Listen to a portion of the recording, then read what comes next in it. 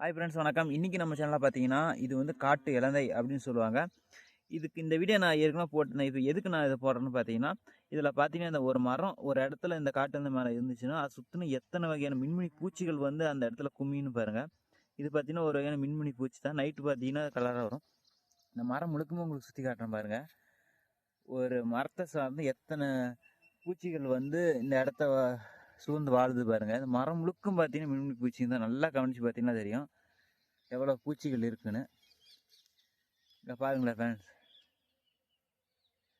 இதெல்லாம் வந்து ஒரு இயற்கையோட அதிசயம் தான். இந்த மாதிரி நம்ம பார்க்குறதெல்லாம் ஒரே மரத்தில் பூச்சி நிறையா இருக்குது அப்படின்னு நினைக்காதீங்க. இந்த ஒரு மரத்தில் பார்த்தீங்கன்னா இந்த ஒரு பூக்கள் நம்ம எவ்வளோ உயிரினங்களை பார்த்தீங்கன்னா இது தாங்கியிருக்கு. இப்படிப்பட்ட நம்ம மரங்களில் வந்து எல்லாத்தையும் நம்ம அழிச்சிட்டு இருக்கிறோம் கிட்டத்தட்ட. இதை நம்ம பாதுகாக்க வேண்டியது நமது கடமை அப்படின்னு சொல்கிறது தான் இந்த நோக்கத்தில் போட்டேன். ஓகே ஃப்ரெண்ட்ஸ், இது எப்படி லைக் பண்ணுங்கள். நன்றி.